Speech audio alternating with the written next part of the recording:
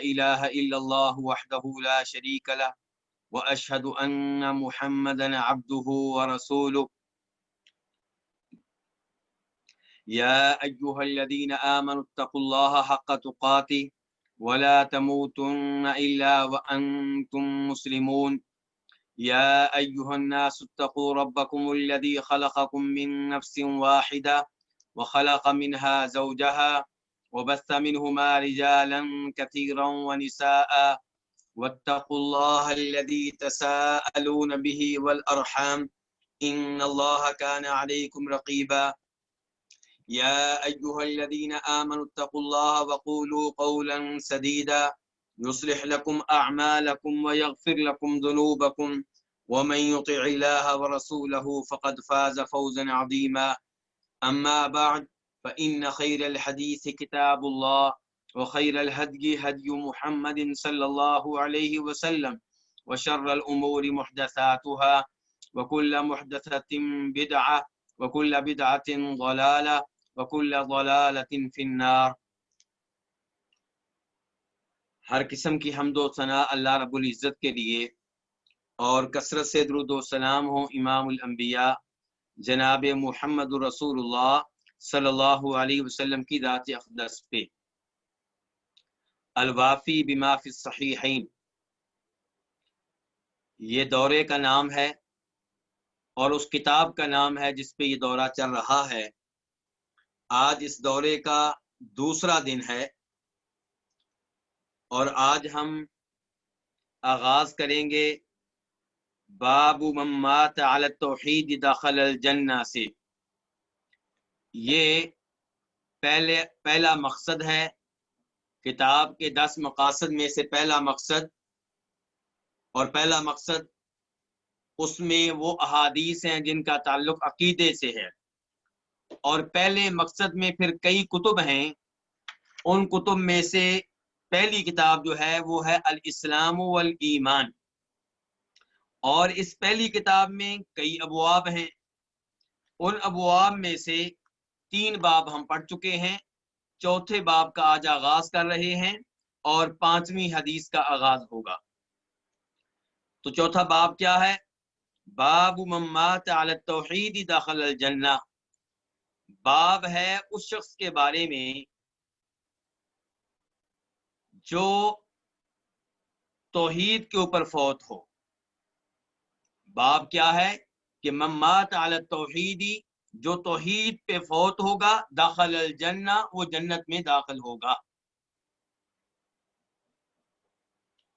یہ باب بہت بڑی خوشخبری کی حیثیت رکھتا ہے ان لوگوں کے لیے جو اپنے آپ کو شرکیات سے بچائے ہوئے ہیں، اور خوشخبری کی حیثیت رکھتا ہے اہل توحید کے لیے۔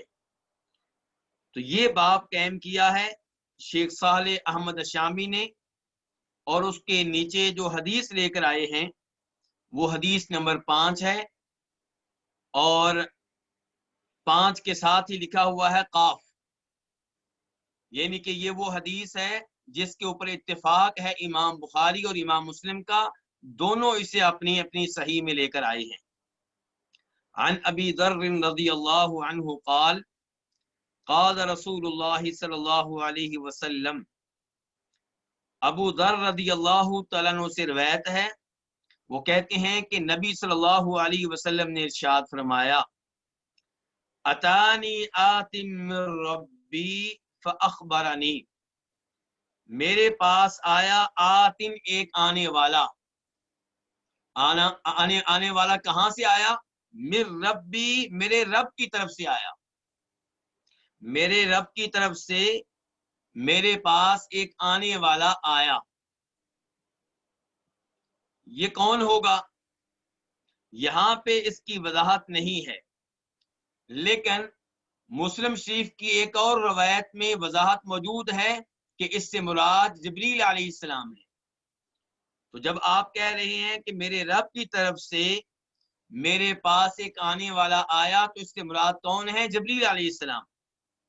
فاخبرنی، تو اس نے مجھے خبر دی، آنے والے نے، جبریل علیہ السلام نے مجھے خبر دی، او قالا، یا پھر نبی علیہ الصلوۃ والسلام نے یوں کہا کہ بشرنی، نبی علیہ الصلوۃ والسلام نے یا تو یہ الفاظ استعمال کیے کہ اخبرنی، آنے والے نے آ کے مجھے ایک بات بتائی، یا پھر آپ نے یہ الفاظ استعمال کیے کہ بشرنی، آنے والے نے مجھے یہ خوشخبری دی۔ کہ آنے والے نے پھر کیا بات بتائی، آنے والے نے کیا خوشخبری دی؟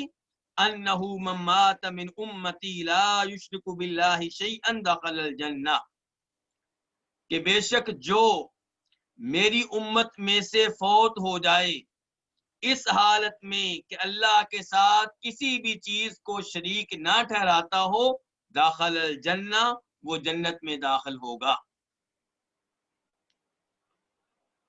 قلت، میں نے کہا، یہ کون ہے؟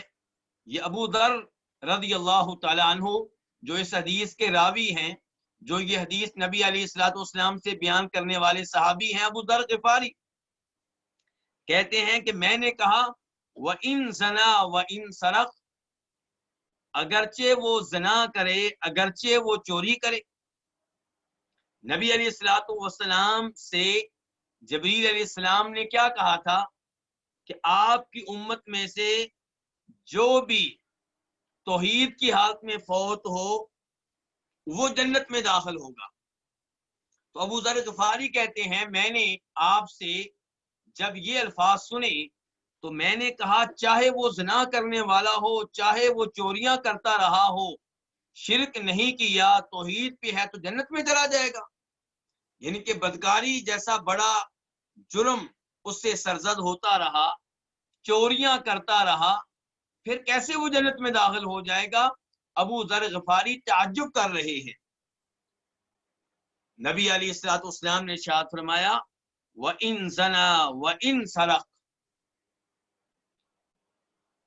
اگرچہ وہ زنا کرنے والا ہو، اگرچہ وہ چوریاں کرنے والا ہو۔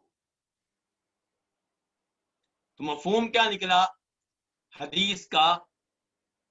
خلاصہ کیا ہوا کہ آپ کہہ رہے ہیں کہ میری امت میں سے جو بھی اس حالت میں فوت ہو کہ اللہ کے ساتھ کسی بھی چیز کو شریک کرنے والا نہ ہو، وہ جنت میں جائے گا، جنت میں داخل ہوگا، چاہے زنا کرنے والا ہو، چاہے اس نے لوگوں کی چوریاں کی ہو۔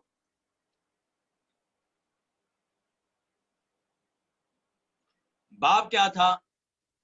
جو توحید کی حالت میں فوت ہوگا وہ جنت میں داخل ہوگا۔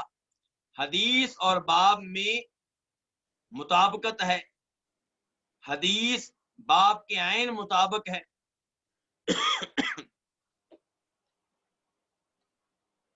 اور یہ حدیث اللہ رب العزت کے اس فرمان کے عین مطابق ہے جس میں اللہ تعالیٰ کہتے ہیں ان اللہ لا یغفر ان یشرک بہ ویغفر ما دون ذلک لمن یشاء، کہ بے شک اللہ تعالیٰ شرک معاف نہیں کریں گے، شرک کے علاوہ گناہ چاہیں گے تو معاف کر دیں گے اور چاہیں گے تو معاف نہیں کریں گے۔ لیکن یہاں پہ گارنٹی دی جا رہی ہے کہ زنا کرنے والا، لوگوں کے مال کو چرانے والا اگر توحید پہ ہے تو جنت میں جائے گا۔ تو گزارش یہ ہے کہ یہاں پہ مراد یہ ہے کہ بالآخر جنت میں جائے گا۔ نبی علیہ الصلوۃ والسلام نے یہ نہیں کہا کہ وہ فوری طور پہ جنت میں چلا جائے گا۔ آپ کہہ رہے ہیں کہ جو توحید کی حالت میں فوت ہو، شرک کرنے والا نہ ہو، وہ جنت میں داخل ہوگا، چاہے اس سے کبیرہ گناہ سرزد ہوتے رہے ہوں، چوری کرتا رہا ہو، بدکاری کرتا رہا ہو۔ مراد یہ ہے کہ بالآخر اس کا ٹھکانہ کیا ہوگا؟ جنت ہوگا۔ اگر اسے جہنم میں پھینکا جائے گا تو جہنم میں ہمیشہ ہمیشہ نہیں رہے گا۔ پہلی امید یہ ہے کہ اسے جہنم میں پھینکے جانے سے پہلے ہی معاف کر دیا جائے۔ دوسری امید یہ ہے کہ جہنم میں ڈال دیا گیا تو کسی کی شفاعت سے نکال لیا جائے گا۔ اور تیسری امید یہ ہے کہ جب اپنے کبیرہ گناہوں کی سزا پوری کر لے گا تب اسے جہنم سے نکال کے جنت میں داخل کر دیا جائے گا، اس کا آخری ٹھکانہ جنت ہی ہے۔ یہ ہے اس حدیث کا معنی و مفہوم۔ اور اس حدیث سے پتہ چلا کہ خوارج غلط ہیں۔ خوارج اس سے مراد وہ لوگ ہیں جو بڑے متقی اور پرہیزگار بنتے ہیں، متقی اور پرہیزگار بنتے ہوئے وہ ان لوگوں پہ جو کبیرہ گناہ کا ارتکاب کریں کفر کا فتویٰ لگا دیتے ہیں۔ اگر کسی نے زنا کیا، اب زنا کرنا بہت بڑا جرم ہے، اس میں کوئی شک و شبہ نہیں ہے، اللہ رب العزت کو ناراض کر دینے والا گناہ ہے، لیکن ایسا گناہ نہیں ہے کہ جس کی وجہ سے آپ گناہ کرنے والے کو کافر سمجھیں یا اسے کافر قرار دیں۔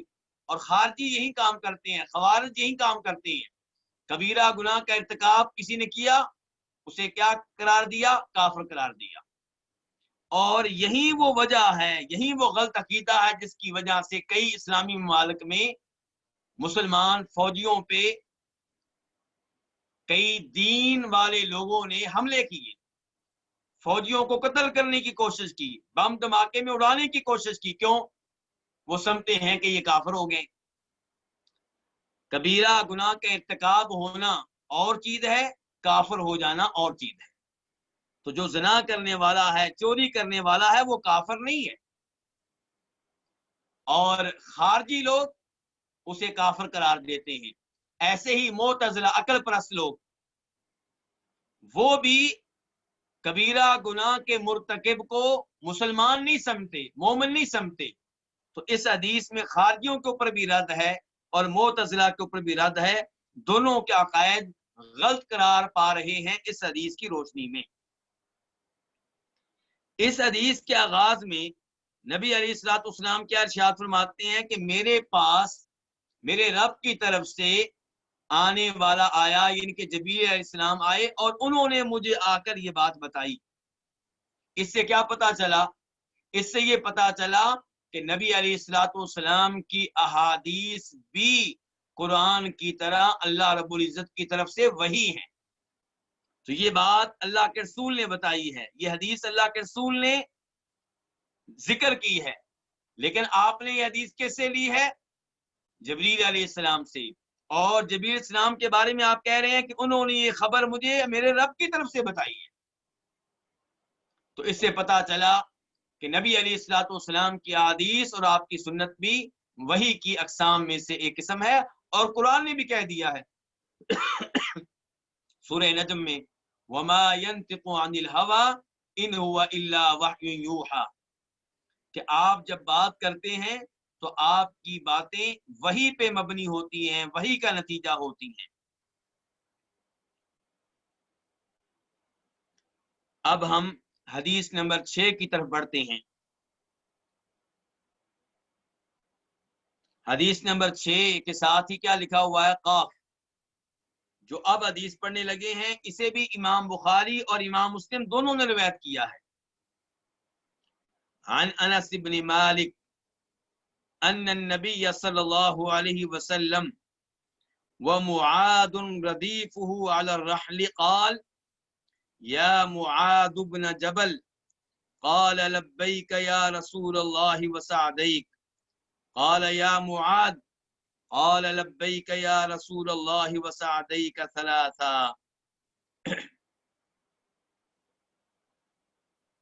انس بن مالک رضی اللہ تعالیٰ عنہ سے روایت ہے، یہ بھی آپ کے صحابہ کرام میں سے ایک قدیم صحابی ہیں، نبی علیہ الصلوۃ والسلام کے خادم ہیں، آپ کی خدمت ایک عرصہ تک کرتے رہے۔ جب آپ کی خدمت کے لیے ان کو ابتدائی طور پہ موقع ملا تب ان کی عمر صرف 10 سال تھی، بہت زیادہ انہوں نے نبی علیہ الصلوۃ والسلام کی خدمت کی ہے۔ تو انس بن مالک سے روایت ہے کہ نبی علیہ الصلوۃ والسلام نے فرمایا ان النبی صلی اللہ علیہ وسلم قال، جملہ یوں بنتا ہے کہ ان النبی صلی اللہ علیہ وسلم قال کہ نبی علیہ الصلوۃ والسلام نے فرمایا، اور درمیان میں وضاحت ہے، وہ کیا؟ وَمُعَادٌ رَدِيفُهُ عَلَى الرَّحْلِ، کہ جب نبی علیہ الصلوۃ والسلام نے فرمایا، کیا فرمایا وہ آگے آ رہا ہے، لیکن جب آپ نے فرمایا تب معاذ بن جبل صحابی آپ کے پیچھے سواری پہ بیٹھے ہوئے تھے۔ ردیف اس کو کہتے ہیں جو کسی کے پیچھے سواری پہ بیٹھا ہوا ہو، اونٹنی پہ، گھوڑی پہ، گدی پہ، گدے پہ۔ تو انس بن مالک کہتے ہیں کہ نبی علیہ الصلوۃ والسلام نے فرمایا، اے معاذ بن جبل، جب کہ معاذ آپ کے پیچھے سواری پہ بیٹھے ہوئے تھے۔ اور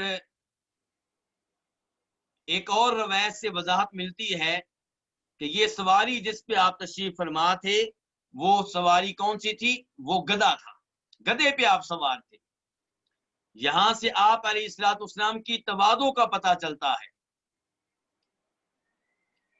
کہ آپ کے زمانے میں اچھی سواریاں کیا تھی؟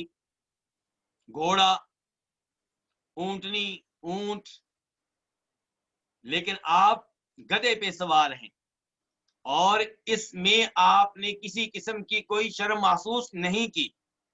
اس سے پتہ چلتا ہے کہ آپ میں کتنی تواضع تھی، آپ میں کتنی سادگی تھی۔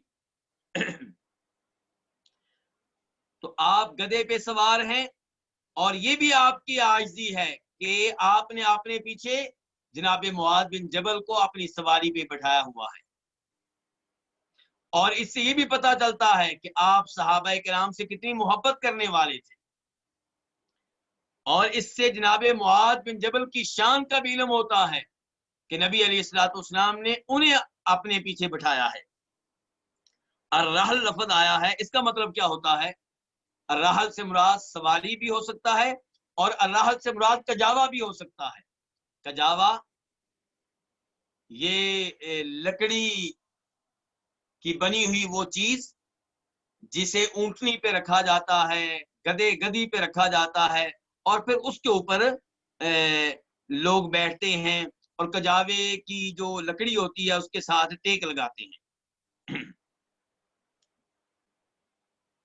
تو انس بن مالک کہتے ہیں کہ نبی علیہ الصلوۃ والسلام نے کہا، اے معاذ بن جبل، جب کہ معاذ آپ کے پیچھے سواری پہ تھے، کجاوے پہ تھے، قال لبیک یا رسول اللہ وسعدیک، تو معاذ بن جبل نے کہا، اے اللہ کے رسول، میں حاضر ہوں، وسعدیک، اور آپ کی اطاعت کر کے سعادت چاہتا ہوں۔ قال یا معاذ، آپ نے پھر کہا، اے معاذ، قال لبیک یا رسول اللہ وسعدیک، تو معاذ بن جبل نے بھی دوبارہ کہا، اے اللہ کے رسول، میں حاضر ہوں، اور آپ کی اطاعت کر کے، آپ کی فرما برداری کر کے، آپ کی بات مان کے سعادت چاہتا ہوں۔ ثلاثن، اس کے بعد لفظ کیا ہے؟ ثلاثن، یعنی کہ 3 بار، یعنی کہ یہ 3 مرتبہ ہوا کہ نبی علیہ الصلوۃ والسلام نے معاذ بن جبل کو آواز دی، اور 3 دفعہ ہی معاذ بن جبل نے کہا، لبیک یا رسول اللہ وسعدیک، اے اللہ کے رسول، میں حاضر ہوں، اور آپ کی اطاعت کر کے سعادت چاہتا ہوں۔ قال، اس کے بعد پھر آپ نے حدیث بیان کی۔ حدیث کیا ہے؟ اس کے الفاظ بیان کرنے سے پہلے آپ کی توجہ اس جانب مبذول کروانا چاہوں گا کہ نبی علیہ الصلوۃ والسلام کتنے اچھے مدرس، کتنے عظیم ٹیچر ہیں۔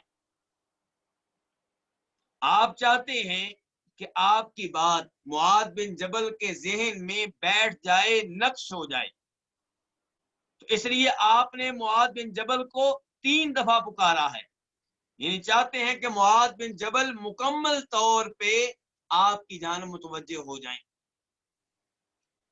جب آپ نے دیکھا کہ معاذ بن جبل مکمل طور پہ آپ کی جانب متوجہ ہو چکے ہیں، تب آپ نے حدیث بیان کی اور فرمایا، ما من احد یشہد ان لا الہ الا اللہ وان محمد رسول اللہ صدقا من قلبی इल्ला हर्रमहुल्लाहु अलन नार।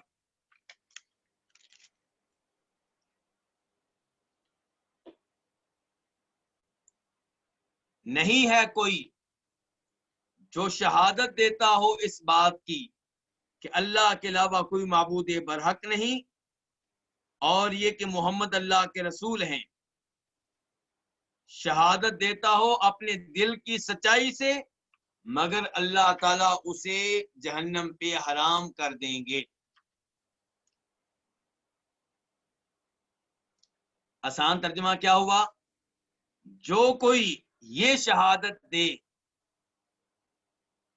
कि अल्लाह के अलावा कोई माबूद बरहक नहीं और मोहम्मद अल्लाह के रसूल हैं, बेअल्फाज़ दीगर तौहीदो रिसालत की गवाही दे, तौहीदो रिसालत का ऐलान कर दे, तौहीदो रिसालत का इकरार कर ले, इस बात का ऐलान कर दे कि अल्लाह के अलावा कोई माबूद बरहक नहीं, और इस बात का भी ऐलान कर दे कि मोहम्मद अल्लाह के रसूल हैं, सिद्कन ये शहादत दे अपने दिल की सच्चाई से। शहादत ऐसी हो जो सच्चाई पे मबनी हो, मिन क़ल्बी ही, उसके दिल की तरफ से हो, यानी कि मुनाफिकों वाली सूरत हाल ना हो। मुनाफिक भी कलमा तैयबा पढ़ते थे, लेकिन क्या उनकी शहादत दिल से निकलती थी? नहीं। अल्लाह ताला फरमाते हैं कुरान हकीम में, इदा जाअकल मुनाफिकून क़ालू नशहदु इन्नका लरसूलुल्लाह वल्लाहु यअलमु इन्नका लरसूलुहु वल्लाहु यशहदु इन्नल मुनाफिकीन लकादिबून। कि जब मुनाफिक आपके पास आते हैं, वो कहते हैं कि हम गवाही देते हैं कि इसमें कोई शक व शुबा नहीं कि आप अल्लाह के रसूल हैं। अल्लाह ताला फरमाते हैं कि अल्लाह ताला गवाही देता है कि मुनाफिक अपने इस कौल में झूठे हैं, उनकी ये गवाही जुबान से निकल रही है, दिल साथ नहीं देता। तो यहाँ पे तज़किरा हो रहा है उस आदमी का जो तौहीद व रिसालत का इकरार करता है, तौहीद व रिसालत की शहादत दे रहा है, और शहादत देता है अपने दिल से। तो फरमाया नबी अलैहिस्सलाम ने, इल्ला हर्रमहुल्लाहु अलन नार, ऐसे आदमी को अल्लाह ताला जहन्नम की आग पे हराम कर देंगे।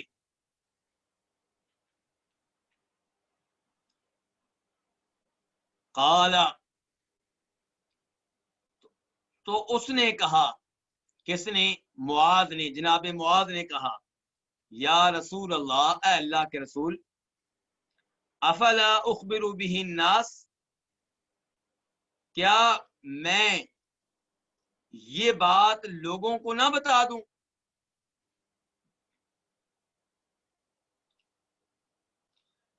क्या मैं इसके साथ लोगों को खबर ना दे दूं? फयस्सब शिरू, तो वो खुश हो जाएं। यानी कि ये आपकी तरफ से दिया गया उसूल और आपकी ये हदीस बड़ी अजीम हदीस है, लोगों को मालूम होगी तो लोग खुश हो जाएंगे, क्योंकि आम तौर पे मदीना के लोग मुनाफिक नहीं है। आम तौर पे वो लोग हैं जिन्होंने सच्चे दिल से कलमा पढ़ा हुआ है, और आप कह रहे हैं कि जो भी सच्चे दिल से कलमा पढ़ ले अल्लाह ताला उसे जहन्नम की आग पे हराम कर देंगे, यानी कि वो जहन्नम में दाखिल नहीं होगा। तो जनाब मुआज बिन जबल कहते हैं, अफला उखबिरु बिही अन्नास, क्या ये चीज मैं लोगों को ना बता दूं? फयस्तबशिरू, तो लोग खुश हो जाएं। काला, आपने कहा, इदन यत्तकिलू, तब वो भरोसा कर लेंगे।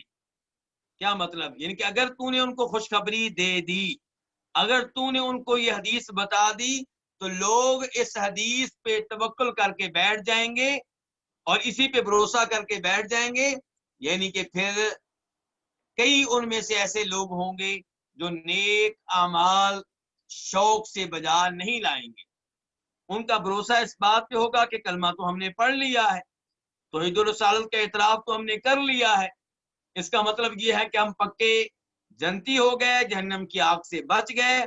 इसलिए ए मुआद, उनको یہ حدیث نہ بتاؤ، یہ مفہوم ہے آپ کے الفاظ کا صلی اللہ علیہ وسلم۔ تو آپ نے کہا اذن یتکلو، تب وہ بھروسہ کر لیں گے کس پہ؟ صرف شہادتین پہ، صرف کلمہ طیبہ پہ۔ وَأَخْبَرَ بِهَا مُعَاذٌ، راوی کہتے ہیں معاذ نے یہ حدیث بتائی عند موتہ، اپنی موت کے وقت، تأثماً، گناہ سے محفوظ رہنے کے لیے۔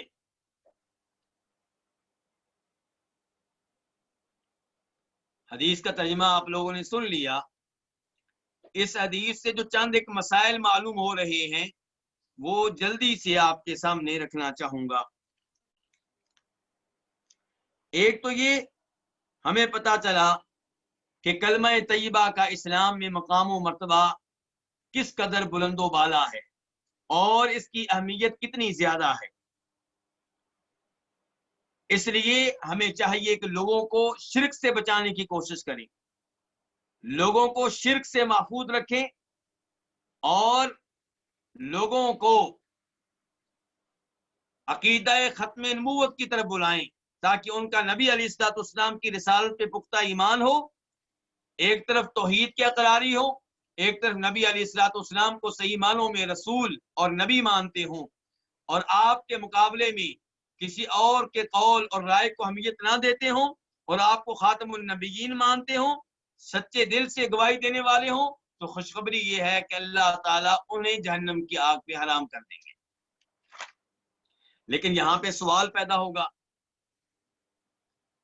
کہ ہم نے کئی ایسی احادیث سنی ہیں جن سے پتہ چلتا ہے کہ کبیرہ گناہوں کا ارتکاب کرنے والے کئی ایک مسلمان جہنم کی آگ میں پھینکے جائیں گے، اگرچہ انہیں بعد میں نکال لیا جائے گا۔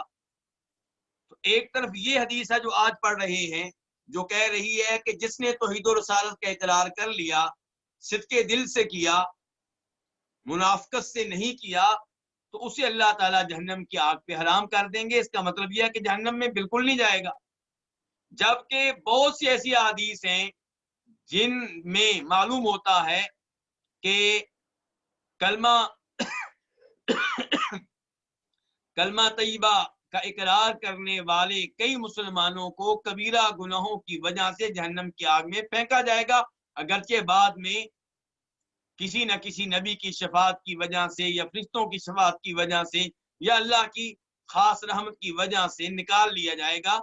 لیکن اس حدیث سے جو ابھی پڑھ رہے ہیں پتہ چلتا ہے کہ بالکل ڈالا ہی نہیں جائے گا، اور ان حدیث سے پتہ چلتا ہے کہ ڈالا جائے گا، بعد میں نکال لیا جائے گا۔ تو اب ان احادیث میں اور اس حدیث میں بظاہر ٹکراؤ والی صورتحال پیدا ہو گئی، تو پھر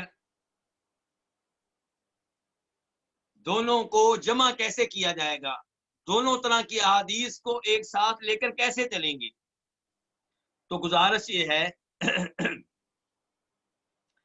کہ اس حدیث کا مطلب یہ ہے کہ اللہ تعالیٰ اسے جہنم کی آگ پہ حرام کر دیں گے، یعنی کہ وہ ہمیشہ ہمیشہ جہنم کی آگ میں نہیں رہے گا۔ جہنم کی آگ میں ڈالا گیا تو چند دنوں کے لیے، کچھ عرصے کے لیے اسے جہنم کی آگ میں ڈالا جائے گا، لیکن یہ کہ وہ کافروں کی طرح ہمیشہ ہمیشہ جہنم میں رہے، ایسا نہیں ہوگا۔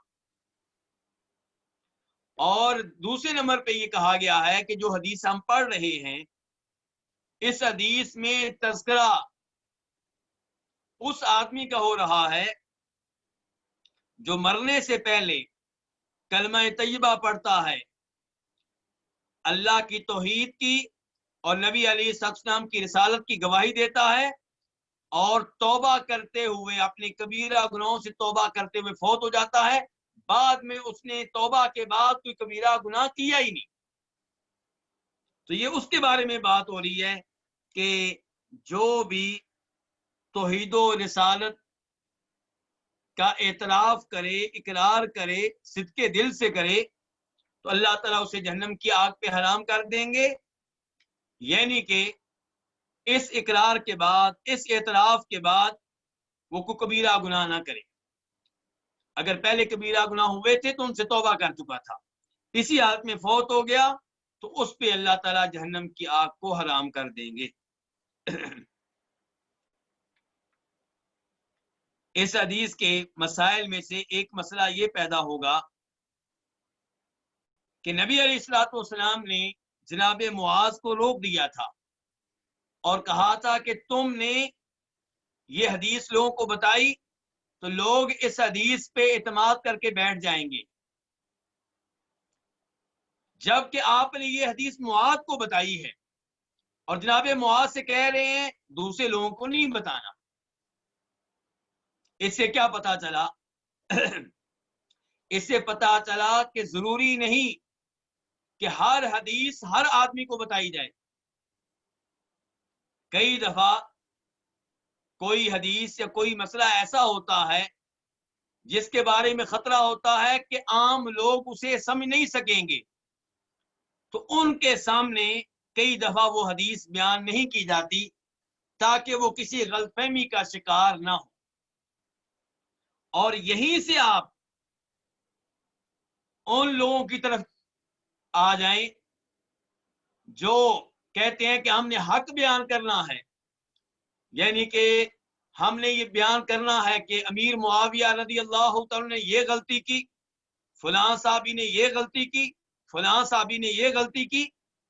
آپ نے سنا ہوگا ایک صاحب کے بارے میں، وہ کہتے ہیں صحابہ کرام کے عیوب کو بیان کرتے رہتے ہیں، ان کی کمیاں کوتاہیاں کمزوریاں بیان کرتے رہتے ہیں، اور جب انہیں علماء کرام اس سے روکتے ہیں، مناظرے کی دعوت دیتے ہیں، وہ کہتے ہیں مناظرہ کروں گا، شرط یہ ہے کہ فیصلہ ہمارے درمیان کون کرے؟ گورا کرے. کیوں؟ کہتے ہیں اس لیے کہ گورا انصاف کرے گا. مسلمانوں سے کیا خطرہ ہے جی آپ کو؟ کہتے ہیں کہ مسلمانوں کے دل میں صحابی کی عظمت ہوگی تو وہ انصاف نہیں کر سکے گا، وہ صحابی کی سائڈ لے گا. انا للہ و انا الیہ راجعون. آپ دیکھیں کہ یہ آدمی کس قدر گمراہی کے راستے پہ چل پڑا ہے. وہ فیصلے کے لیے مسلمانوں کو چھوڑ کے کافروں کو سلیکٹ کر رہا ہے، اور یہاں سے یہ بھی پتا چلتا ہے کہ اسے یہ پتا ہے کہ میرے نظریات تمام مسلمانوں سے مختلف ہیں، اسی لیے اس نے کسی مسلمان کا نام نہیں لیا کہ میرا فیصلہ وہ مسلمان کرے، یہ نہیں وہ کرے. مسلمانوں میں سے کسی کا نام لے دیتا، لیکن وہ کہتا نہیں میرا فیصلہ گورے کریں گے. حالانکہ مسلمانوں کو گوروں کے پاس فیصلے کے لیے جانے سے ویسے بھی گریز کرنا چاہیے. مسلمانوں کو چاہیے کہ اپنے فیصلے کسی مسلمان کے پاس لے کر جائیں، اپنا اختلاف کسی مسلمان کے پاس لے کر جائیں. تو بہرحال حق بیان کرنے کے نام پہ صحابہ کرام کو ذلیل کرنا، ان کی توہین کرنا، ان کی گستاخی کرنا کچھ لوگوں نے اپنا شیوا بنا لیا ہے. میں نے کل بھی بیان کیا تھا کہ فطرانہ کے مسئلے پہ ایک صاحب کیا کہتے ہیں کہ تم کہتے ہو کہ آدھا سا دینا غلط ہے. ٹھیک ہے، یہ غلط ہے، یہ بھی بتاؤ کہ یہ غلطی سب سے پہلے کس نے کی، یہ بدعت کس نے جاری کی؟ یعنی کہ امیر معاویہ کا نام لو رضی اللہ تعالیٰ عنہ، جبکہ ہم کہتے ہیں کہ امیر معاویہ رضی اللہ تعالیٰ نے اجتہاد کیا، ان کی رائے تھی، انہوں نے قیمت کی طرف دیکھا، فطرانے کی قیمت کی طرف دیکھا اور یہ سوچا کہ گندم کی قیمت اس زمانے میں زیادہ تھی تو آدھا سا گندم کا ایک سا کھجور کے مساوی ہوگا.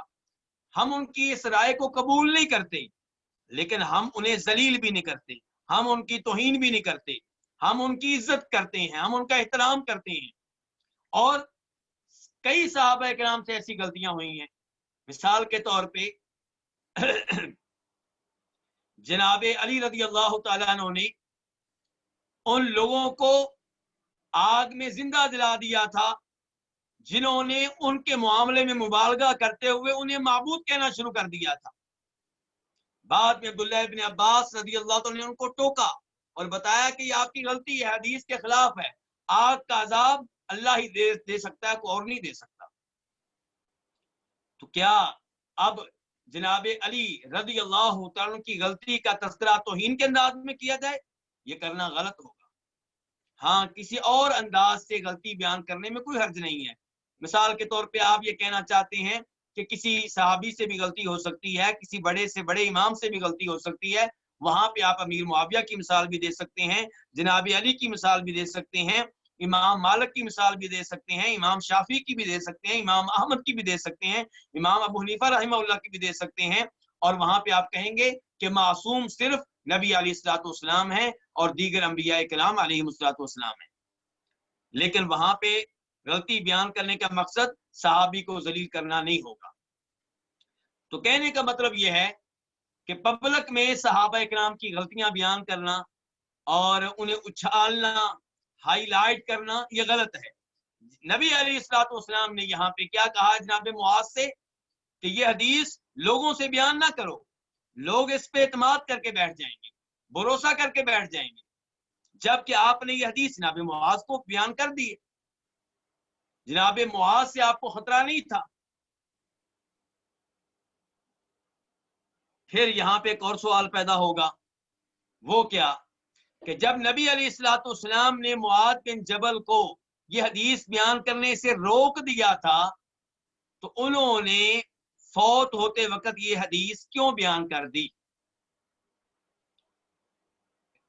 तो जवाब क्या दिया गया है हदीस में? तअस्सुमन, कि जनाब मुआद ने ये हदीस इसलिए बयान कर दी कि कहीं वो गुनहगार ना हो जाए। यानी कि अगर मैंने ये हदीस छुपा ली और सीने में लेके कब्र में चला गया तो रोज़े क़यामत अल्लाह ताला सवाल कर लेंगे कि तूने इल्म छुपाया, तूने हदीस छुपाई और इल्म लेकर कब्र में आ गए। तो जनाब मुआज ने इसलिए हदीस बयान कर दी। अब उन्होंने एक यानी कि जुर्म से बचने के लिए हदीस बयान की। वो जुर्म क्या हो सकता था कि जी इल्म को छुपा लिया है, इल्म छुपाना जुर्म है। जनाब मुआज नहीं चाहते थे कि उनके नामा अमाल में ये जुर्म लिखा जाए, चुनाचे वो इस जुर्म से महफूज हो गए, बच गए, हदीस बयान कर दी। लेकिन सवाल पैदा होता है दूसरी जानब नबी अलैहिस्सलाम के हुक्म की खिलाफवर्जी हो गई, आपने कहा था ये हदीस बयान नहीं करनी, फिर क्यों बयान की?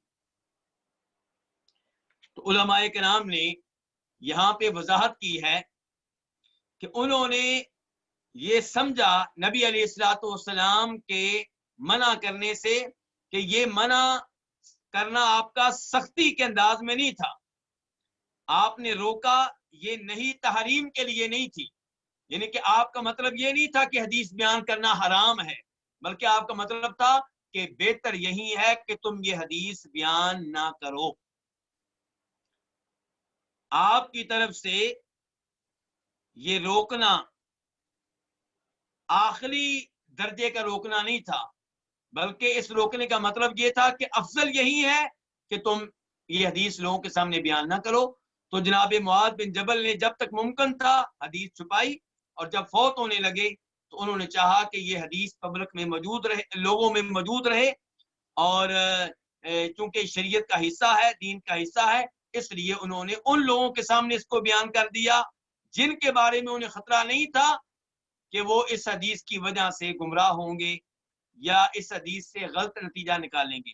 हदीस हिदायत है, हदीस में गुमराही नहीं है, लेकिन सुनने वाला कई दफा गुमराही की राह पे चल पड़ता है अपनी कमअक्ली की वजह से।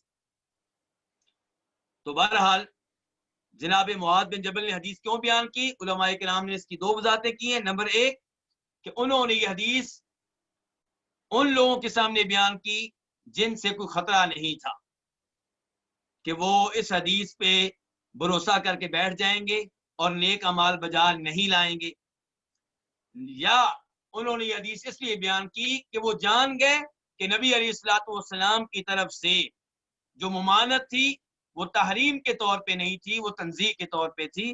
वल्लाहु ताला आलम। अब हम बढ़ते हैं हदीस नंबर 7 की तरफ। अन जाबिर क़ाल أتى النبي صلى الله عليه وسلم رجل فقال يا رسول الله ما الموجبتان فقال من مات لا يشرك بالله شيئا دخل الجنة ومن مات يشرك بالله شيئا دخل النار. حدیث نمبر 7، اسے روایت کرنے والی امام مسلم، حدیث کے راوی جناب جابر بن عبداللہ الانصاری رضی اللہ تعالیٰ عنہ، وہ کہتے ہیں کہ نبی علیہ الصلوۃ والسلام کے پاس ایک آدمی آیا اور اس نے کہا یا رسول اللہ، اے اللہ کے رسول، مل موجبتانی، کون سی دو ایسی چیزیں ہیں جو واجب کر دینے والی ہیں؟ کون سی دو ایسی چیزیں ہیں جو واجب کر دینے والی ہیں؟ کیا مطلب اس کا؟ یعنی کہ وہ کون سی دو چیزیں ہیں جو جنت اور جہنم کو واجب کر دینے والی ہیں؟ یعنی کہ کون سے دو ایسے کام ہیں جن کی وجہ سے انسان کو جنت ملتی ہے یا انسان کو جہنم کی آگ میں پھینک دیا جاتا ہے؟ تو مل موجبتانی، کون سی دو چیزیں ہیں جو واجب کر دینے والی ہیں؟ کون سی دو خصلتیں ہیں، کون سی دو باتیں ہیں جو واجب کر دینے والی ہیں؟ آپ نے فرمایا من ماتا، جو فوت ہو اس حال میں کہ وہ اللہ کے ساتھ کسی بھی چیز کو شریک نہ کرتا ہو، وہ جنت میں داخل ہوگا، اور جو فوت ہو اس حال میں کہ اللہ کے ساتھ کسی بھی چیز کو شریک کرتا ہو، وہ جہنم میں داخل ہوگا۔ تو اس سے کیا پتا چلا پھر کہ توحید جنت کو واجب کر دیتی ہے اور شرک جہنم کو واجب کر دیتا ہے۔ سوال ہوا تھا کون سی دو چیزیں واجب کر دینے والی ہیں، جواب آیا کہ توحید جنت کو واجب کر دیتی ہے اور شرک جہنم کو واجب کر دیتا ہے۔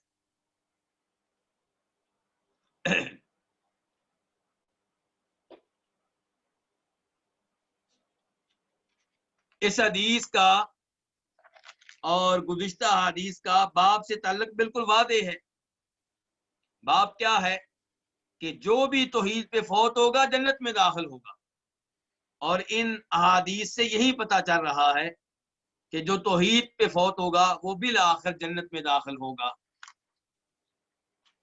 جس نے اپنے آپ کو شرک سے بچا لیا، کفر سے بچا لیا، وہ بالآخر جنت میں چلا جائے گا۔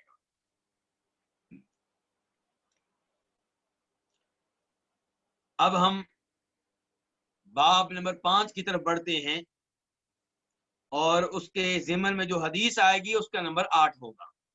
تو باب نمبر 5 کیا ہے؟ باب حتی یقولوا لا الہ الا اللہ۔ باب کس بارے میں ہے؟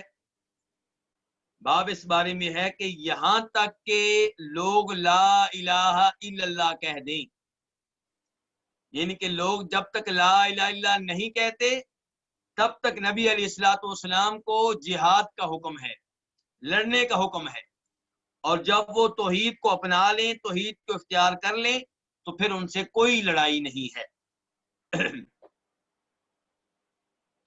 تو حتی یقول لا الہ الا اللہ، باب کیا ہے پھر؟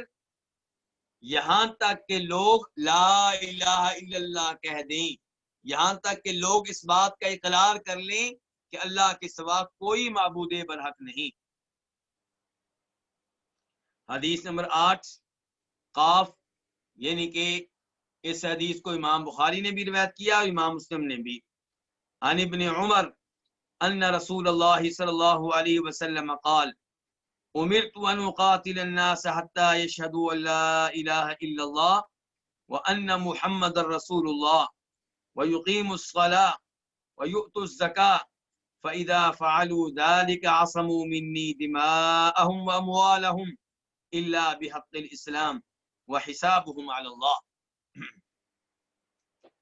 عبداللہ بن عمر سے روایت ہے کہ اللہ کے رسول صلی اللہ علیہ وسلم نے فرمایا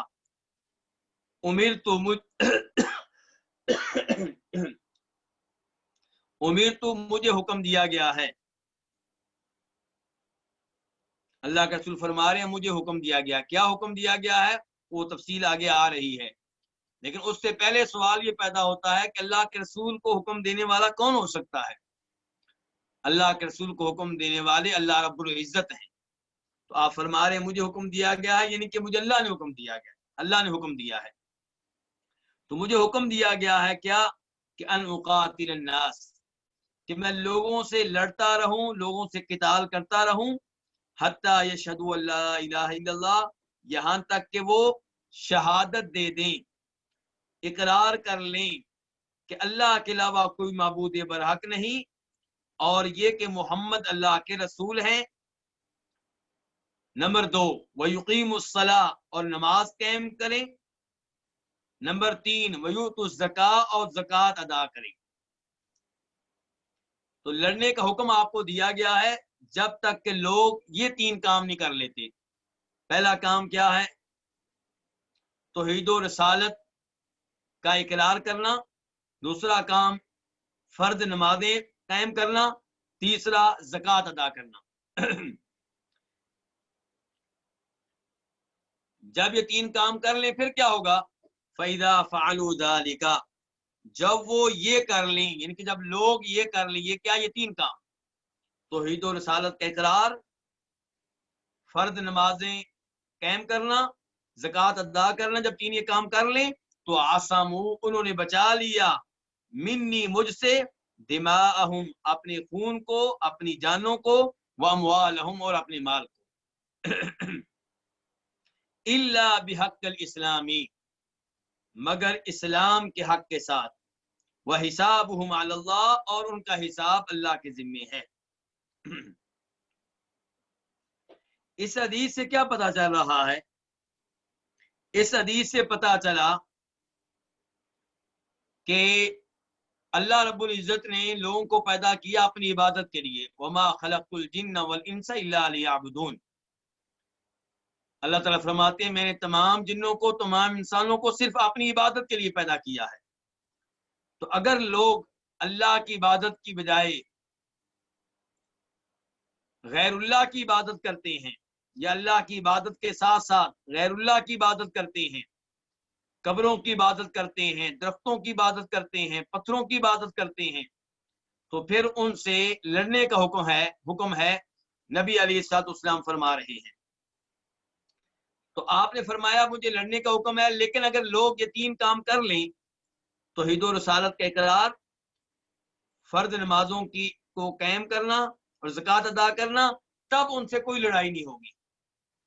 बल्कि अगर वो ये 3 काम कर लेते हैं तो मेरी तरफ से उनकी जान भी महफूज, उनका माल भी महफूज, यानी कि फिर मैं उनसे नहीं लड़ूंगा, उन्हें कत्ल नहीं करूंगा, उनके माल को माल गनीमत नहीं बनाऊंगा। लेकिन आपने बता दिया कि ये 3 काम कर लेने के बावजूद कौन से 3 काम कर लेने के बावजूद? तौहीद और रसालत के इकरार, नमाजें कायम करना, ज़कात अदा करना। ये 3 काम कर लेने के बावजूद कुछ लोगों को कत्ल किया जा सकता है। वो कौन से हैं? मिसाल के तौर पे अगर किसी मुसलमान ने किसी और मुसलमान को कत्ल किया है तो कातिल को कत्ल किया जाएगा, हालांकि वो तौहीद और रसालत का इकरार भी करता है, नमाज भी कायम करता है, ज़कात भी देता है, लेकिन उसे इस्लाम के हक की वजह से कत्ल किया जाएगा। वह हिसाबुहुम अलल्लाह, आप आखिर में कह रहे हैं कि जिसने भी कलमा पढ़ लिया, नमाजें शुरू कर दी, ज़कात अदा करने लग गया, हम उसे मुसलमान समझेंगे, उसे कत्ल नहीं करेंगे, लेकिन दिली तौर पे वो मुसलमान हुआ है या नहीं, उसके अंदर के मामलात क्या हैं, ये उससे हिसाब अल्लाह लेगा। वह हिसाबुहुम अलल्लाह, और उनका हिसाब अलल्लाह, अल्लाह के जिम्मे है। अगर कोई हमें धोखा देता रहा, ऊपर ऊपर से कलमा पढ़ता रहा, ऊपर ऊपर से नमाजें पढ़ता रहा, और ज़कात भी ऊपर से अदा करता रहा, दिली तौर पे मुसलमान नहीं था, तो उसका हिसाब अल्लाह के जिम्मे है, अल्लाह उससे हिसाब देगा।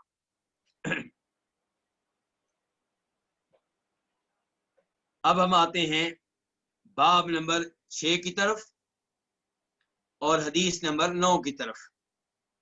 باب الزمن الذي لا يقبل فيه الایمان. وہ زمانہ، وہ وقت جس وقت میں ایمان قابل قبول نہیں ہوتا، جس زمانے میں ایمان قبول نہیں کیا جاتا.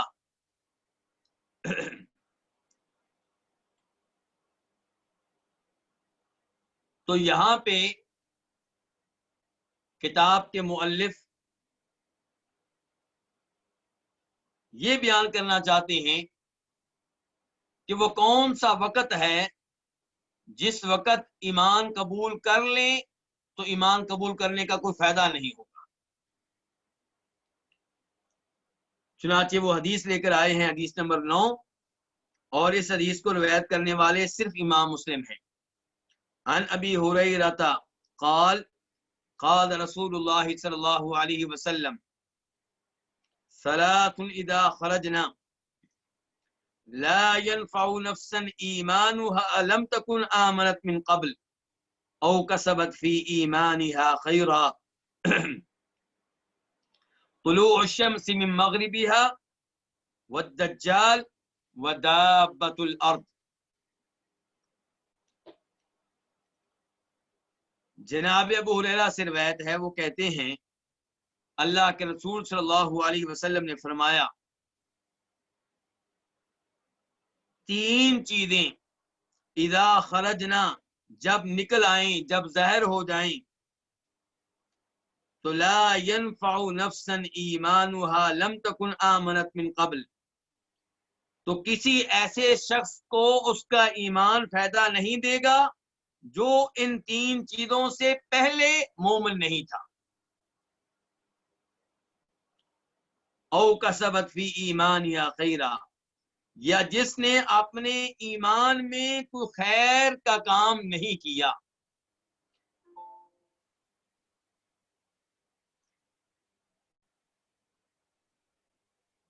طلوع الشمس من مغربها، سورج کا اپنے مغرب سے طلوع ہونا، مغرب کی جانب سے نکلنا، والدجال، اور دجال کا ظاہر ہو جانا، ودابۃ الارض، اور زمین سے جانور کا نکلنا، ظاہر ہونا. یہاں پہ نبی علیہ الصلوۃ والسلام نے قیامت کی بڑی نشانیوں میں سے 3 نشانیاں بتائی ہیں. قیامت کی چھوٹی چھوٹی نشانیاں تو بہت زیادہ ہیں، لیکن جو بڑی نشانیاں ہیں وہ 10 کے قریب ہیں.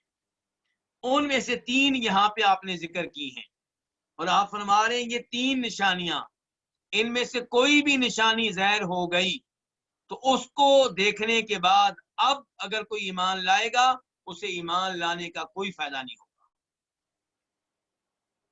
اور ساتھ ہی آپ نے یہ بتا دیا کہ یہ 3 نشانیوں میں سے کوئی نشانی ظاہر ہونے کے بعد اگر کوئی مسلمان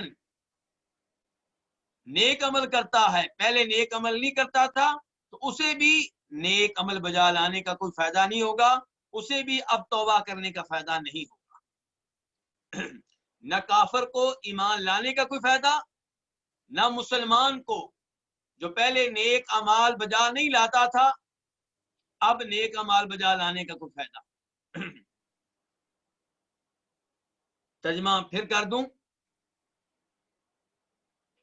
ثلاث اذا خرجنا، 3 چیزیں ہیں جب وہ ظاہر ہو جائیں تو لا ينفع نفسا ایمانها لم تكن آمنت من قبل، لا ينفع نہیں فائدہ دے گا، نفسا کسی شخص کو، ایمانها اس کا ایمان، لم تكن آمنت من قبل جو شخص اس سے پہلے ایمان نہ لایا،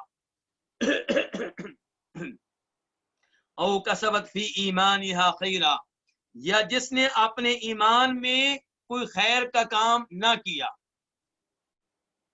وہ 3 چیزیں کون سی ہیں؟ فرمایا سورج کا نکلنا من مغربها، اپنے مغرب کی جانب سے. سورج کہاں سے نکلتا ہے؟ مشرق کی جانب سے روزانہ نکلتا ہے، لیکن جس دن وہ مغرب کی جانب سے نکلا اب ایمان لانے کا فائدہ نہیں ہوگا۔ والدجال، اور دوسرے نمبر پہ دجال کا ظاہر ہو جانا۔ دجال کے ظاہر ہو جانے کے بعد اگر کوئی کلمہ پڑھتا ہے، مسلمان ہوتا ہے، کوئی فائدہ نہیں ہوگا۔ ودابۃ الارض، اور تیسرے نمبر پہ ایک جانور ہے جو زمین سے نکلے گا۔ جانور عام طور پہ کہاں سے آتے ہیں؟ جانور پیدا ہوتے ہیں، اپنی ماں کے پیٹ سے نکلتے ہیں، لیکن جب قیامت آنے لگے گی اس سے پہلے ایک جانور زمین سے نکلے گا، اور اس کا تذکرہ اللہ تعالیٰ نے قرآن میں کیا ہے۔ وَإِذَا وَقَعَ الْقَوْلُ عَلَيْهِمْ أَخْرَجْنَا لَهُمْ دَابَّةً مِّنَ الْأَرْضِ تُكَلِّمُهُمْ، کہ جانور زمین سے نکلے گا اور لوگوں سے گفتگو کرے گا، کلام کرے گا، لوگوں سے باتیں کرے گا۔ تو عجیب و غریب جانور ہے، ایک اس لحاظ سے کہ زمین سے نکل رہا ہے، نمبر 2 لوگوں سے باتیں کر رہا ہے۔ تو جب یہ جانور نکل آئے، اس کو دیکھنے کے بعد اگر کوئی ایمان لاتا ہے تو اسے ایمان لانے کا فائدہ نہیں ہوگا۔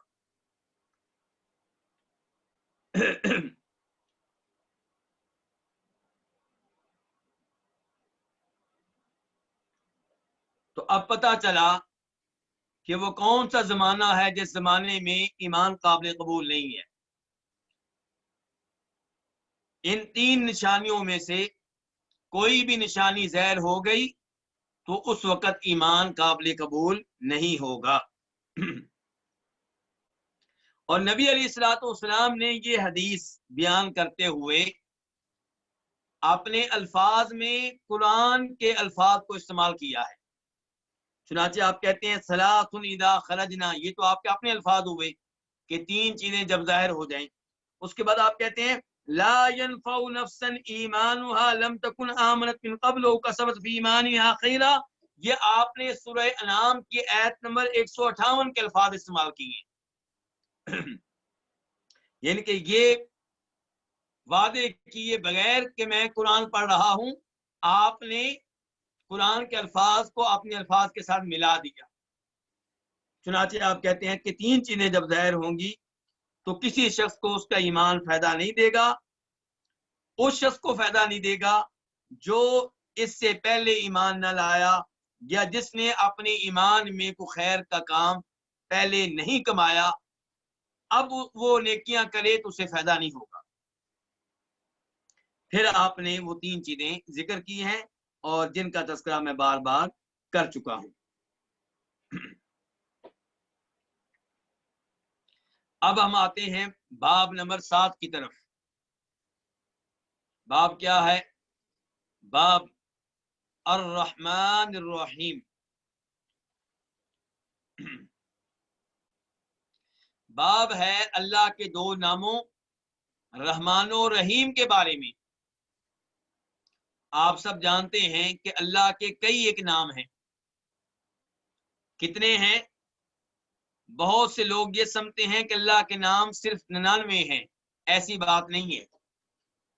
اللہ کے نام بہت زیادہ ہیں، لیکن 99 نام اللہ کے ناموں میں سے جو 99 نام زبانی یاد کر لے گا اور انہیں سمجھ لے گا، ان کے مطابق زندگی گزارے گا، وہ جنت میں جائے گا۔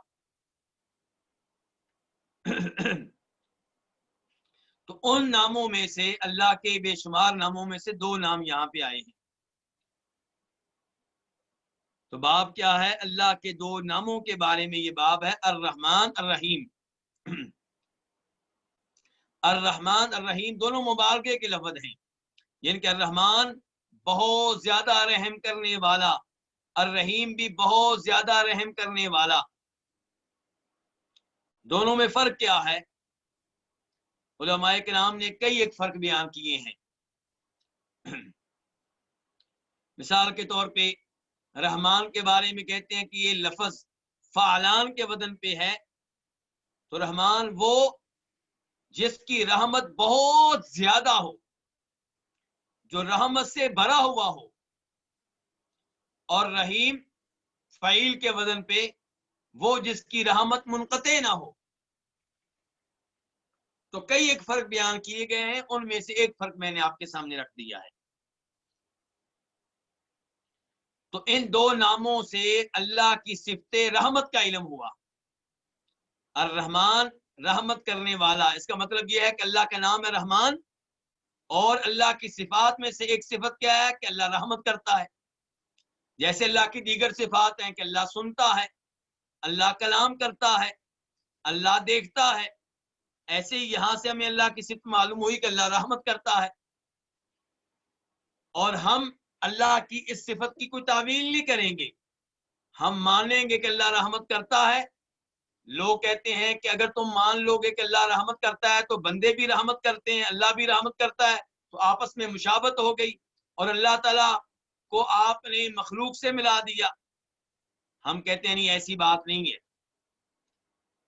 بندے رحمت کرتے ہیں، اللہ رحمت کرتا ہے، لیکن بندوں کی رحمت میں کمزوریاں ہی کمزوریاں ہیں، اور اللہ کی رحمت ہر عیب سے، ہر کمزوری سے پاک ہے۔ آپس میں کوئی مقابلہ ہی نہیں ہے۔ اگر اس انداز سے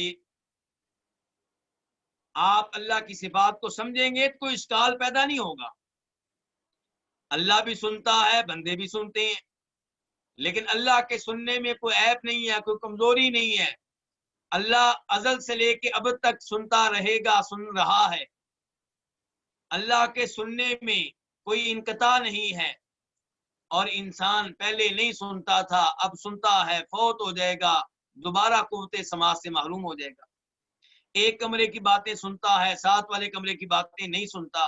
ایک وقت میں ایک انسان کی سنتا ہے، دو کی نہیں سن سکتا، اور جب سنتا ہے تو وہی بات سمجھ سکتا ہے جو اس زبان میں ہو، جس زبان کو یہ جانتا ہے دوسری زبان میں ہو تو یہ نہیں سمجھ سکتا، جبکہ اللہ رب العزت ان تمام کمزوریوں سے پاک ہے۔ تو الرحمن الرحیم یہاں اللہ کے دو نام ہیں، اور ان سے اللہ کی صفت رحمت کا ہمیں پتہ چل رہا ہے۔ کئی لوگ تعویل کرتے ہیں، وہ کہتے ہیں رحمت سے مراد ہے کہ اللہ تعالی خیر سے نوازتا ہے، اللہ اپنا انعام کرتا ہے، یعنی کہ اللہ نے فلاں پہ رحمت کی، یعنی اس پہ اللہ نے انعام کیا، یعنی کہ اس کو اللہ تعالیٰ نے اپنی نعمتیں دے دی۔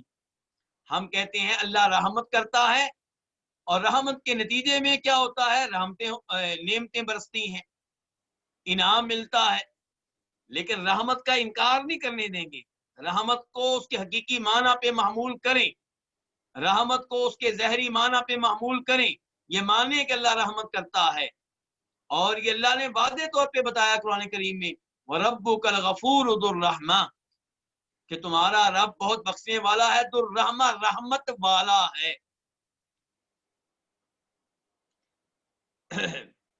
اب ہم آتے ہیں حدیث کی طرف۔ حدیث نمبر 10، عن ابی ہریرہ قال سمعت رسول اللہ صلی اللہ علیہ وسلم یقول جعل اللہ الرحمة في 100 جزء فامسك عنده 99 جزءا وانزل في الارض جزءا واحدا فمن ذلك الجزء يتراحم الخلق حتى ترفع الفرس حافرها عن ولدها خشية ان تصيبه۔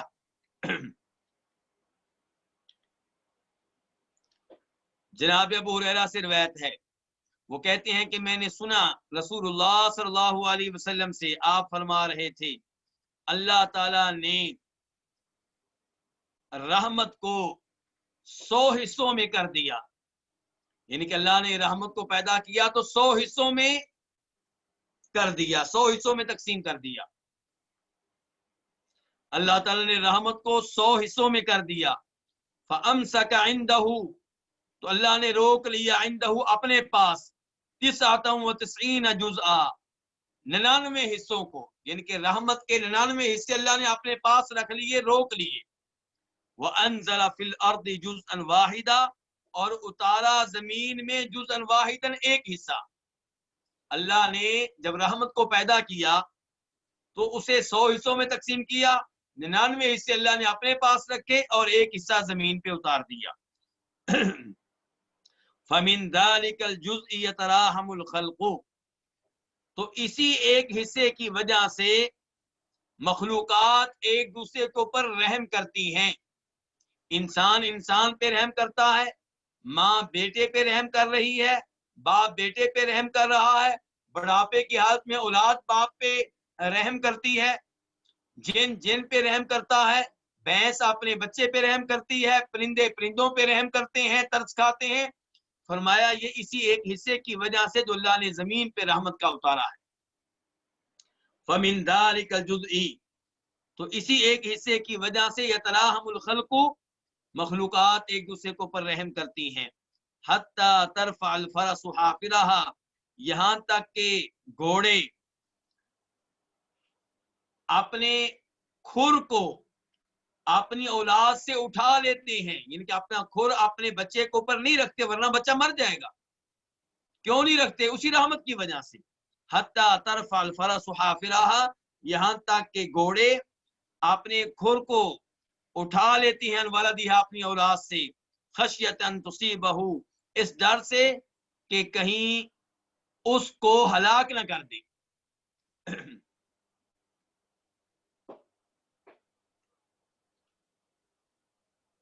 تو اس حدیث سے کیا پتا چلا کہ اللہ نے رحمت کو پیدا کیا، 100 حصوں میں تقسیم کیا، 99 حصے اللہ رب العزت کے پاس ہیں، ایک حصہ اللہ نے زمین پہ اتار دیا ہے. اسی ایک حصے کی وجہ سے دنیا میں ہر مخلوق دوسری مخلوق پہ رحم کرتی ہے. جو مخلوق دوسری مخلوق پہ رحم کرتی ہے اسی رحمت کے نتیجے میں ہے. پھر آپ نے مثال دی ہے کہ جانوروں کی طرف آ جائیں، گھوڑیوں کی طرف آ جائیں.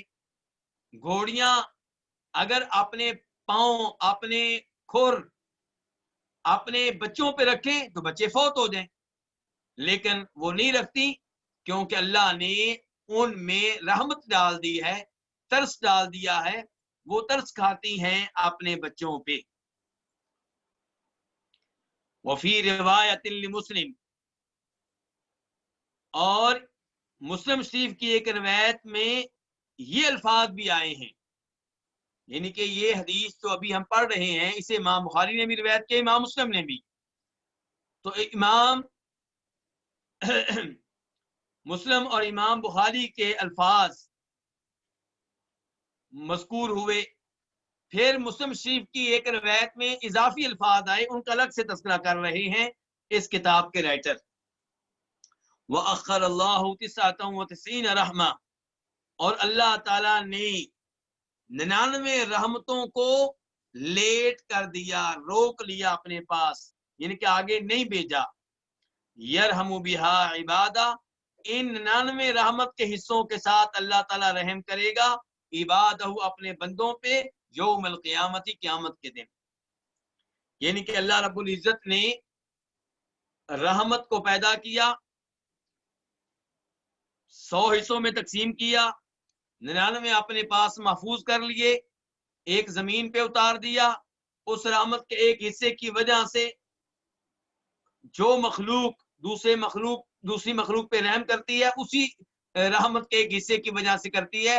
اور یہ 99 رحمت کے حصے روز قیامت ہمارے کام آئیں گے، اللہ ان کے ساتھ ہمارے اوپر رحم فرمائے گا.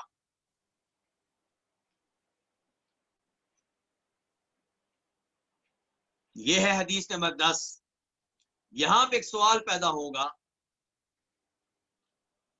کہ اس حدیث سے پتا چل رہا ہے کہ اللہ نے رحمت کو پیدا کیا، یعنی کہ رحمت اللہ کی مخلوق ہے، جبکہ الرحمن الرحیم کی وضاحت کرتے ہوئے میں نے کہا تھا کہ رحمت اللہ کی صفت ہے اور اللہ کی صفات مخلوق نہیں ہوتی. اور حدیث سے پتا چل رہا ہے کہ یہ رحمت اللہ کی مخلوق ہے. تو تفصیلات میں جائے بغیر مختصر طور پہ یہ بیان کرنا چاہوں گا کہ جب ہم کہتے ہیں اللہ کی رحمت، رحمت اللہ کی رحمت، تو اللہ کی رحمت دو طرح کی ہوتی ہے. ایک وہ اللہ کی رحمت جو اللہ کی صفت ہے، اور ایک اللہ کی وہ رحمت جو مخلوق ہے. تو اس حدیث میں تذکرہ ہوا ہے اللہ کی اس رحمت کا جو اللہ کی مخلوق ہے،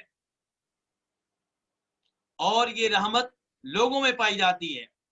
مثال کے طور پہ میں اپنے بارے میں کہوں گا، میری صفات میں سے ایک صفت یہ ہے کہ میں اپنے بچوں پہ، اپنی اولاد پہ رحم کرتا ہوں۔ یہ جو رحمت ہے یہ اللہ کی مخلوق ہے، وہ رحمت جو میری صفت ہے یہ اللہ کی مخلوق ہے۔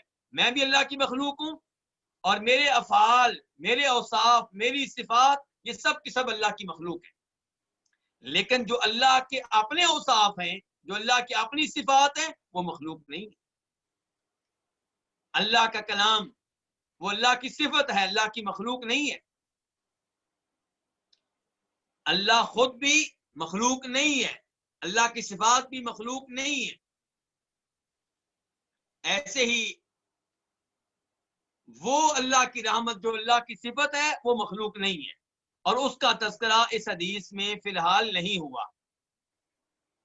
اس حدیث میں تذکرہ ہوا ہے اللہ کی اس رحمت کا جو اللہ کی مخلوق ہے، جس کو اللہ نے پیدا کیا ہے، جس کے کئی حصے ہیں۔ اور اللہ کی جو صفت رحمت ہے وہ جو ہے وہ مخلوق نہیں ہے۔ اب ہم چلتے ہیں حدیث نمبر 11 کی طرف۔ عن ابی ہریرہ رضی اللہ تعالی عنہ قال قال رسول اللہ صلی اللہ علیہ وسلم لما قضى الله الخلق كتب في كتابه فهو عنده فوق العرش ان رحمتي غلبت غضبي۔ جناب ابو ہریرہ رضی اللہ تعالیٰ عنہ سے روایت ہے، وہ کہتے ہیں کہ اللہ کے رسول صلی اللہ علیہ وسلم نے فرمایا لما قضى الله الخلق، جب اللہ نے مخلوقات کو پیدا کیا، جب اللہ نے اپنی مخلوق کو پیدا کیا، کتب اللہ نے لکھا، فی کتاب ہی اپنی کتاب میں، فہو عندہ فوق العرش، یہ کتاب عندہ اللہ کے پاس ہے۔ اللہ کے پاس کہاں ہے؟ فوق العرش، عرش کے اوپر۔ کیا لکھا اللہ نے اس کتاب میں؟ ان رحمتی غلبت غضبی، کہ بے شک میری رحمت میرے غضب پہ غالب رہے گی، میری رحمت میرے غصے پہ غالب رہے گی۔ اس حدیث سے ایک تو پتہ چلا اللہ کی رحمت کا، اور یہ اس حدیث کا باب سے تعلق ہے۔ باب میں اللہ کے دو ناموں کا تذکرہ ہوا تھا، رحمان اور رحیم، اور ان دو ناموں سے اللہ کی صفت رحمت کا پتہ چلتا ہے، اور اسی صفت کا تذکرہ اس حدیث میں ہوا ہے کہ جب اللہ نے مخلوق کو پیدا کیا تو اللہ نے اپنی کتاب میں لکھا کہ میری رحمت میرے غضب پہ غالب رہے گی۔ تو اللہ کہہ رہے ہیں میری رحمت، یہ اللہ کی رحمت اللہ کی صفت ہے۔ اور یہاں سے یہ بھی پتا چلا کہ اللہ رب العزت نے مخلوقات کو پیدا کیا ہے، مخلوقات کا خالق اللہ ہے۔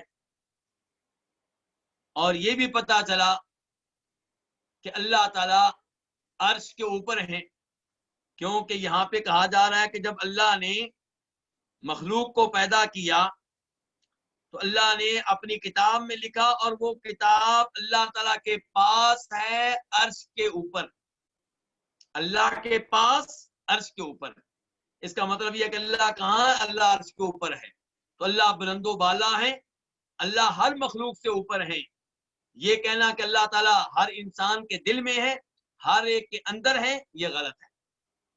اللہ تعالیٰ اوپر ہے، بلند و بالا ہے، اور اوپر ہونے کے باوجود اللہ تعالیٰ ہر ایک کو دیکھ رہے ہیں، ہر ایک کی آواز کو سن رہے ہیں، ہر ایک اللہ تعالیٰ کے علم میں ہے، ہر ایک اللہ تعالیٰ کی قدرت میں ہے، ہر ایک اللہ کے کنٹرول میں ہے، کوئی اللہ سے بھاگ نہیں سکتا۔ تو اس حدیث سے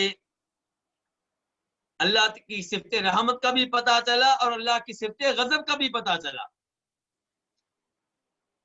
اللہ رحمت کرنے والا ہے، اور اللہ کئی لوگوں پہ ناراض بھی ہوتا ہے، کئی لوگوں پہ اللہ کا غضب نازل ہوتا ہے۔ تو یہ اللہ تعالیٰ کی صفات ہیں، ان سب کو مانا جائے اور ان پہ ایمان لایا جائے اور ان کی تعویل سے گریز کیا جائے۔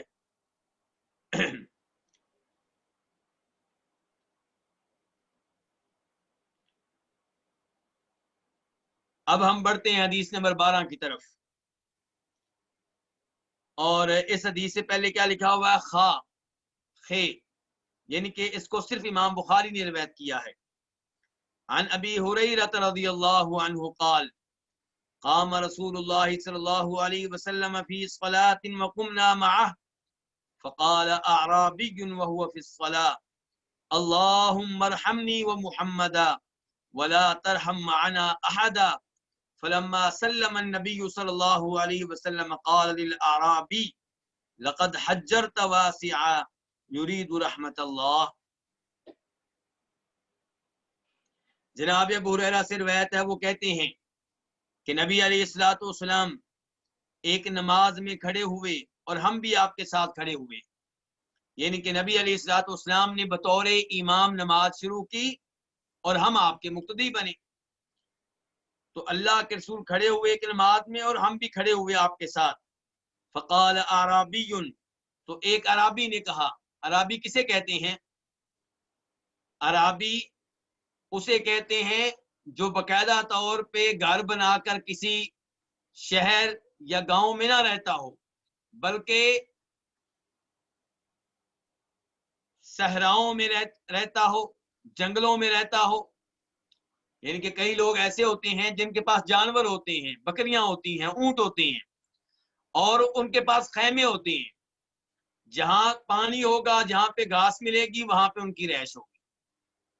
آج خیمے ادھر لگا لیے، کل کو کسی اور جگہ پہنچ گئے، ادھر پانی نظر آیا، خالی جگہ نظر آئی، گھاس نظر آیا، وہاں پہ خیمے لگا لیے۔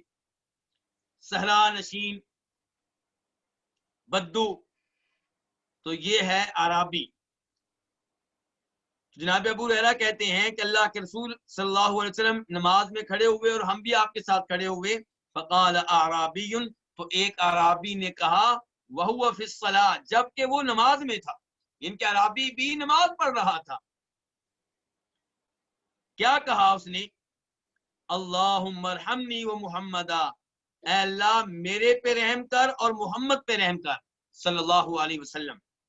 ولا ترحم معنا احدا، اور ہمارے ساتھ کسی اور پہ رحم نہ کرنا۔ فلما سلم النبی، تو جب نبی علیہ الصلوۃ والسلام نے سلام پھیرا تو آپ نے عرابی سے کہا، لقد حجرت واسعا، البتہ تحقیق یقیناً تو نے ایک وسیع چیز کو محدود کر دیا ہے، یقیناً تو نے ایک وسیع چیز کو تنگ کر دیا ہے۔ یریدو، آپ مراد لے رہے تھے، آپ کون؟ یعنی کہ نبی علیہ الصلوۃ والسلام جب یہ الفاظ کہہ رہے تھے عرابی سے کہ تو نے وسیع چیز کو تنگ کر دیا ہے، آپ مراد لے رہے تھے اللہ کی رحمت، یعنی کہ تو نے اللہ کی رحمت جو وسیع ہے اس کو تو نے محدود کر دیا، تنگ کر دیا۔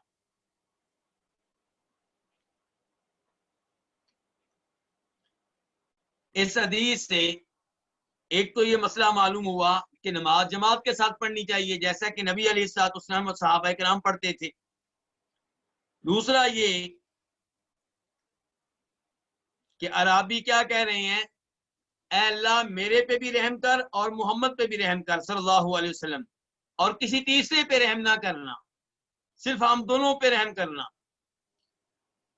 تو اس سے پتا چلا کہ اللہ کی صفات میں سے ایک صفت کیا ہے کہ اللہ رحمت کرتا ہے، اور ولا ترحم معنا احدا، ہمارے ساتھ کسی اور پہ رحم نہ کر۔ اس سے بھی پتا چلا کہ اللہ تعالیٰ رحم کرنے والے ہیں، اسی لیے یہ عرابی کہہ رہا ہے کہ ہمارے اوپر رحم کر اور کسی اور پہ رحم نہ کر۔ تو نبی علیہ الصلوۃ والسلام نے سلام پھیرنے کے بعد یہ نہیں کہا کہ تو اللہ کی صفت رحمت کا تذکرہ کیوں کر رہا تھا، بس یہ کہا ہے کہ یہ کیوں کہا کہ ہم دونوں پہ رحم کر، اے اللہ ہم دونوں پہ رحم کر، کسی تیسرے پہ رحم نہ کرنا۔ یعنی کہ آپ نے کہا اللہ کی رحمت تو بہت وسیع چیز ہے، اللہ خود قرآن میں کہتے ہیں وَرَحْمَتِي وَسِعَتْ كُلَّ شَيْءٍ، میری رحمت نے ہر چیز کو گھیر رکھا ہے، کوئی چیز ایسی نہیں ہے جس کو اللہ کی رحمت نے ڈھانپ نہ رکھا۔ اگر اللہ رحمت نہ کرے تو کوئی بھی کافر دنیا میں زندہ نہیں رہ سکتا، اللہ رحم نہ کرے تو گناہ کرنے والے، کبیرہ گناہوں کا ارتکاب کرنے والے زندہ نہ رہیں، اللہ فوراً ان کو پکڑ لے. لیکن اللہ کی رحمت ہے کہ اللہ ان کو مہلت دیتا ہے، اللہ ان کو رزق دے رہا ہے، اور اللہ تعالیٰ ان کی طرف، لوگوں کی طرف نبیوں کو بھیجتا ہے، آسمانی کتابیں نازل کرتا ہے، اپنا پیغام بھیجتا ہے تاکہ لوگ جہنم کی آگ سے بچ جائیں. تو اللہ کی رحمت وسیع چیز ہے. عرابی نے اس وسیع کو محدود کرنے کی کوشش کی، جبکہ اس وسیع چیز کو محدود کرنا ممکن نہیں ہے. تو آپ نے کیا کہا؟ لقد حجرتا واسعا، تو نے ایک وسیع چیز کو محدود کیا ہے، اسے تنگ کیا ہے. یرید رحمت اللہ، راوی کہتے ہیں کہ آپ جب کہہ رہے تھے کہ تو نے ایک وسیع چیز کو محدود کیا ہے، تو وسیع چیز سے مراد آپ لے رہے تھے اللہ کی رحمت.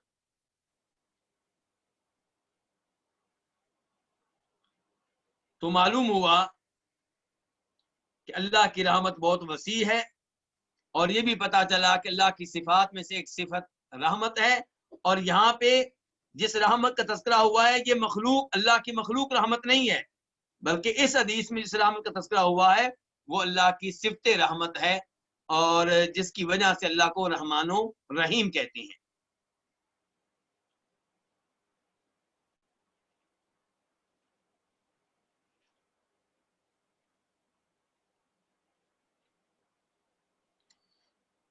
اس کے بعد جو حدیث ہے وہ کافی طویل ہے، اور آپ لوگوں کا ٹائم چونکہ اپنے اختتام کی طرف بڑھ رہا ہے، اس لیے میرے خیال میں درس یہیں پہ روک دینا چاہیے. البتہ یہ آخری حدیث جو ہے، اس میں آپ نے دیکھا کہ اعرابی نے گفتگو کیا کی کہ اے اللہ میرے اوپر رحم کر اور محمد پہ رحم کر. لیکن یہ گفتگو کس سے تھی؟ اللہ تعالیٰ سے تھی، کسی اور انسان سے نہیں تھی. بلکہ اس عرابی کی اس گفتگو سے پتا چلا کہ نماز میں اللہ سے دعائیں کرنی چاہیے، نماز میں اللہ کو پکارنا چاہیے، اللہ سے مانگنا چاہیے، اور کوئی بھی دعا کر سکتے ہیں.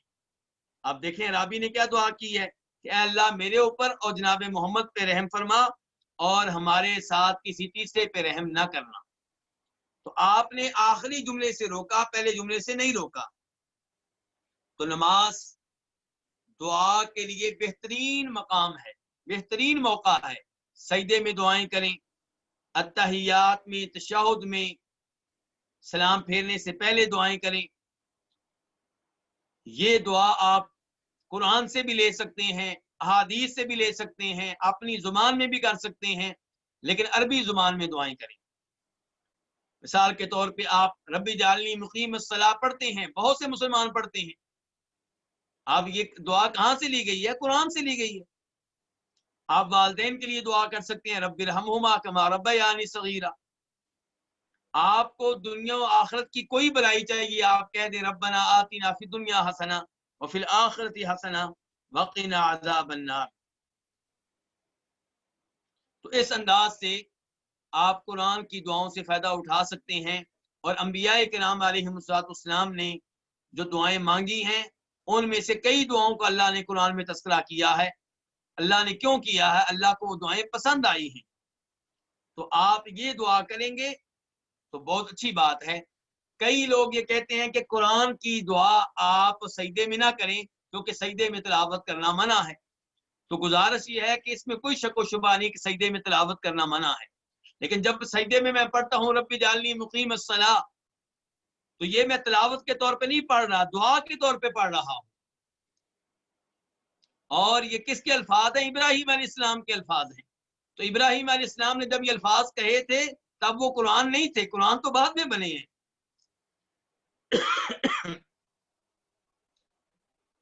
تو اس لیے قرآنی دعائیں بطور دعا آپ سجدے میں پڑھ سکتے ہیں، البتہ تلاوت کی نیت سے نہیں پڑھ سکتے. فرق نیت کا ہے.